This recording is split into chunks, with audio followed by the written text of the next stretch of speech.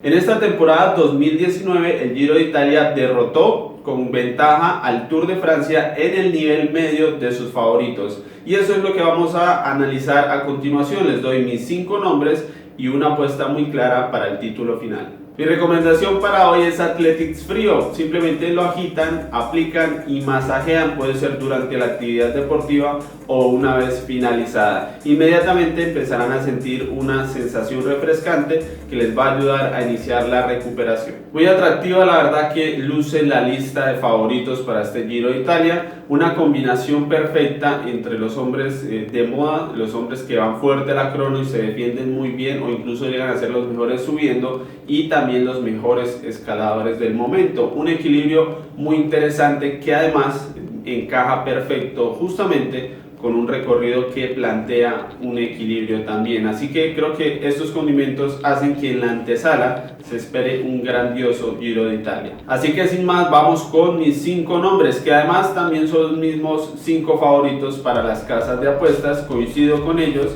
tal vez porque no es tan difícil encontrar esos 5 nombres, y de hecho voy a empezar en orden desde el más favorito hasta el menos favorito de estos 5 nombres para las casas de apuestas. Ya al final daré mi apuesta clara para el título, pero ese será el orden que tomaremos. Así que bueno, comencemos con este análisis que de hecho, de paso, debo decirlo, será muy puntual. Algunos otros irán mucho más allá en profundidad, pero yo prefiero ir aquí bastante puntual, porque al fin de cuentas, cuando comienza la carrera, pues empiezan a cambiar muchísimas cosas. Comenzamos, por supuesto, con el nombre de moda, Primož Roglič, el líder del Jumbo-Visma. Este corredor se catapultó al primer lugar del favoritismo después de una nueva victoria. 3 de 3 llevan esta temporada, y de hecho su récord desde el año pasado es impresionante en cuanto a la efectividad que tiene cada vez que participa en una carrera de ciclismo. Así que es el hombre de moda. Como les decía, no estaba como favorito número 1, desbancó a Tom Dumoulin, y bueno, lo cierto es que lo que se ha visto este año, y sobre todo ahora en el Tour de Romandie, pues da una sensación, sobre todo visual, que impresiona mucho, que no da lugar a pensar que pueda haber otro corredor más fuerte que él. Un ciclista que hasta el momento se muestra como el ciclista total, capaz de vencer a los especialistas en la contrarreloj individual, justamente ideal para especialistas, y también capaz de ser uno de los mejores escaladores, o incluso a veces el más fuerte también en los finales en montaña. Difícil encontrarle una fisura a ese Primož Roglič que hemos visto hasta aquí en vueltas de una semana, claro está. La única interrogante que aparece sobre Roglič es si podrá resistir un pico de forma desde el Tour de Romandie hasta el final del Giro de Italia. Si ustedes vieron el análisis del recorrido, el Giro de Italia propone toda la montaña, altísima montaña, etapones de fondo y resistencia para el bloque final de la carrera. Ese es el gran interrogante. Han pasado muchos años, incluso en este siglo no ha sucedido que un corredor se muestre en pico de forma, gane el Tour de Romandie y luego también gane el Giro de Italia. Tom Dumoulin era hasta hace poco el favorito número 1, y de hecho creo que ha perdido un poco ese cajón, no solo por el empuje de Roglič, sino también porque esta temporada tal vez no ha sido lo que él esperaba. De hecho ha declarado, aunque esas declaraciones nunca se sabe cuándo son del todo ciertas, que no llega en la mejor condición para este Giro de Italia, al menos no como llegaba en años anteriores. Pero lo cierto es que cuando un corredor tiene la solidez que ha mostrado Tom Dumoulin en sus últimas grandes vueltas, pues simplemente la referencia es esas últimas presentaciones y no la temporada actual, porque tranquilamente puede ser una forma de aproximarse, de preparar ese gran objetivo como lo es este Giro para Dumoulin.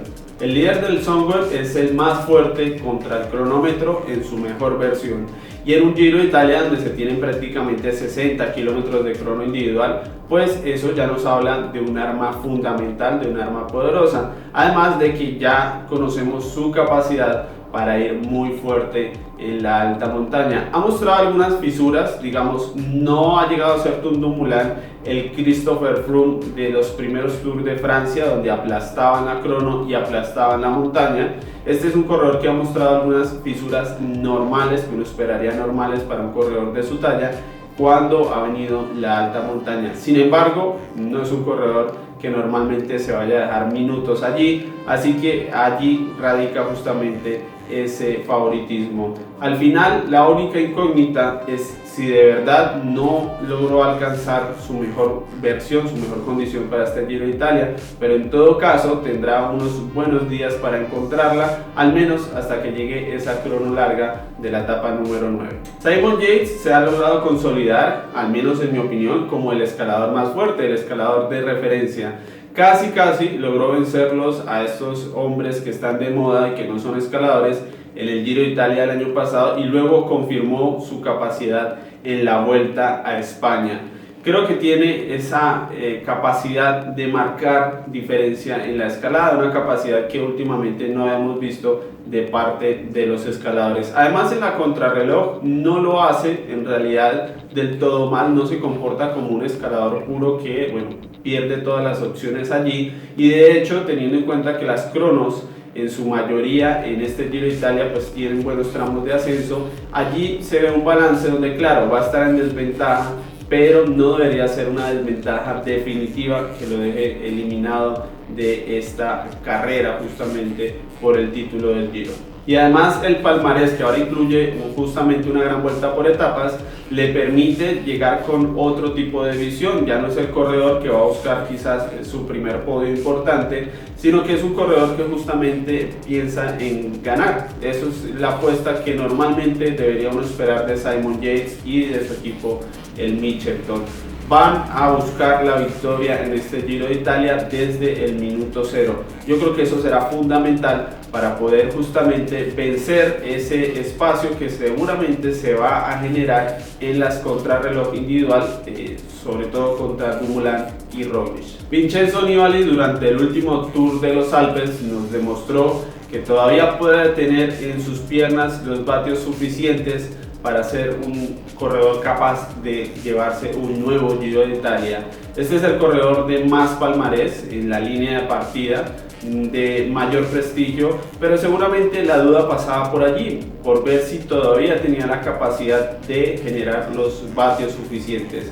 Sabemos que el recorrido le viene muy bien porque es un corredor que además de ser agresivo en sus mejores versiones también baja muy bien, y estas dos cosas pues vienen también perfecto para el recorrido que ya repasamos, con alta montaña pero pocos finales en alto. Así que por allí pasará la clave, por la necesidad de encontrar esos vatios que bueno, ya hace un buen tiempo que no le vemos en una gran vuelta por etapas, sea porque no lo haya podido conseguir o porque haya tenido mala suerte. Y finalmente tenemos la carta de Miguel Ángel López, la carta colombiana, líder del Team Astana, ahora que Egan Bernal pues no podrá participar por su fractura de clavícula. Debo decirles que para mí Bernal y López están más o menos en un mismo nivel de favoritismo, y que bueno, ninguno de los dos era mi candidato para llevarse el título de este Giro de Italia. López ha demostrado ser un corredor agresivo dentro de lo que muestran los escaladores en esta época,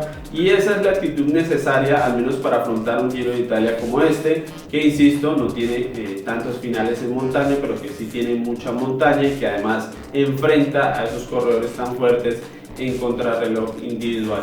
Tiene el estilo, creo que eso es lo más importante aquí, pero todavía no tiene los vatios, eso es lo que hace falta, es decir, la fuerza para marcar la diferencia como escalador. Ese es el paso que seguramente él estará buscando, una progresión. Su edad da para pensar que todavía es posible porque es un corredor bastante menor de 30 años, y entonces se puede pensar que puede suceder, pero no es, digamos, lo real, lo que tenemos hasta el momento. Eso sería una previsión, y de eso depende básicamente que Miguel Ángel López pueda de verdad ir a competir por el título de Giro de Italia en este recorrido que hemos analizado. Esta progresión necesaria en cuanto a los vatios, en cuanto a la fuerza, no solo le permitirán maximizar ese estilo agresivo en la alta montaña, sino además defenderse mejor en la crono, porque por el momento ese es su punto débil, y bueno, teniendo casi 60 kilómetros de crono, pues es un punto que puede ser muy explotado de parte de sus rivales.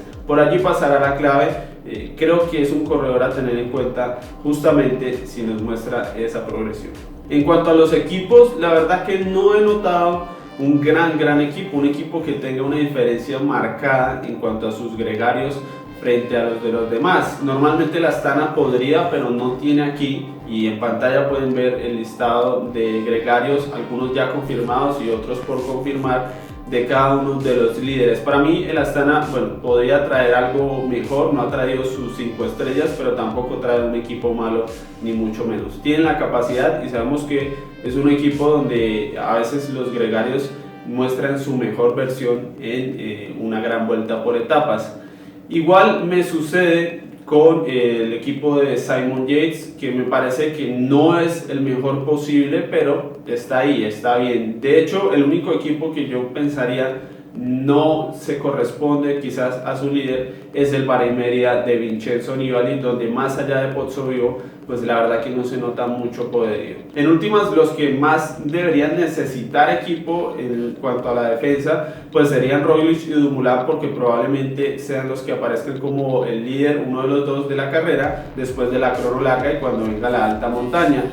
Dumoulin normalmente siempre se ha dicho que puede sufrir por el equipo, y lo hemos visto sufriendo por el equipo. De hecho, este año volvió a perder a Kelderman justo antes de comenzar la carrera. Y bueno, creo que viendo el listado, pues tampoco es tan grave la situación. Lo mismo me pasa con Roglic. Ninguno de los dos me parece que tiene una desventaja o una gran ventaja en este apartado. Bueno, y para cerrar, ahora sí, la hora de tomar riesgos, de ir por un único nombre, y yo sé que ustedes también lo van a hacer en la sección de comentarios. Para mí este Giro de Italia se lo va a llevar un escalador, y ese escalador será Simon Yates. Creo que la combinación de no solamente de Yates, sino de Nibali y Miguel Ángel López nos traerá la mejor versión de los escaladores, sobre todo por el estilo, por un estilo agresivo, y creo que van a explotar lo suficiente esa alta montaña, esos etapones que ya les mostré en el análisis del recorrido. Y claro, como no son finales en alto, pues si lo hacen bien, seguramente las diferencias serán las suficientes para rivalizar lo que pierdan en la crono frente a los dos referentes justamente de esa especialidad. Creo que Yates, a diferencia de Nibali y López, tiene los vatios necesarios para marcar esa diferencia. Hasta aquí esta segunda entrega de las previas del Giro de Italia 2019. Me pueden dejar, si quieren, su favorito o incluso el podio, como gusten, allí en la sección de comentarios, y les estaré, bueno, dando mis argumentos si es que no me parece. Como siempre, debate sano aquí en Ciclismo Colombiano. No olviden suscribirse, activar la campana, porque nos estaremos viendo muy pronto.